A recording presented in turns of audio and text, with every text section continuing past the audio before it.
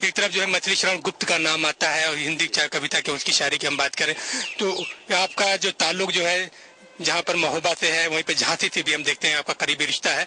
और तो ये मैथिली शरण गुप्त से आपका रिश्ता क्या क्या कहीं ऐसा तो नहीं कि उसकी तरबियत जो है आपके खून में कुछ ऐसी रही है कि आपने मैथिली शरण गुप्त की जो है या आपके नाना और अबावजदाद जो उर्दू तहजीब और फिर हिंदी तहजीब से करीबी रिश्ता होने की वजह से आपने उर्दू में PhD और हिंदी में डिलीट किया? बहुत अच्छा, ये सवाल आज तक किसी ने मुझसे नहीं किया और मेरे जहन में भी ये नहीं आया। आपने पूछा इसलिए मेरे जहन में आया।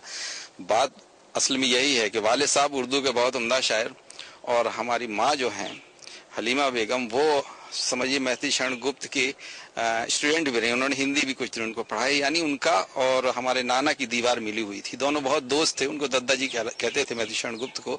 और मुझे फ़ख्र हासिल है कि मैंने 1 साल वहाँ एजुकेशन भी ली है चिरगांव में।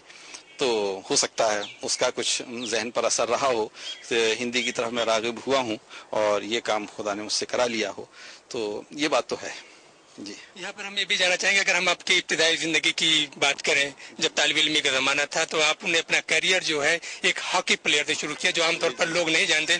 लोग डॉक्टर मोहम्मद शफी को जानते हैं तो ड्रामों के एक तनकीद निगार की हैसियत से, एक शायर की हैसियत से कुछ लोग जानते हैं। तो वो फन जो आपने बचपन में सीखा था, चाहे वो हॉकी हो या बैडमिंटन हो, वो कहाँ पर जो छूट गया और फिर आपने अदब की तरफ रुख कर लिया? देखिए, ये आपने याद दिला दी, यादों में मैं खो गया। मेरा बचपन जो है वो झांसी में गुजरा। ननिहाल मेरी चिरगांव थी, वो झांसी शिफ्ट हो गए थे।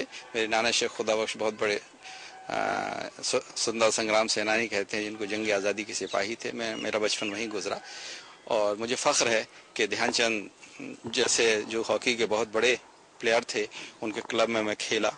और मैं Vipin Bihari degree college inter college का स्टूडेंट रहा, जहाँ की टीम से मैं आरास्ता हुआ और मैंने वहाँ हॉकी सीखी।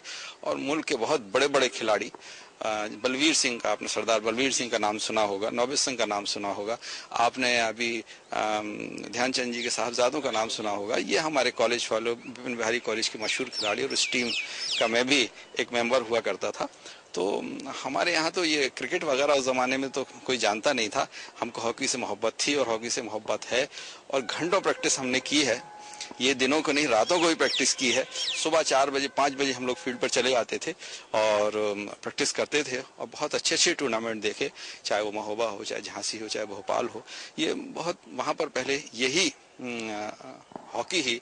यहाँ पर शफी साहब हम ये जानना चाहेंगे कि अगर हम आपके बचपन की बात करें तो आपने जिन शोरा के दामन में बैठ के आपने खेला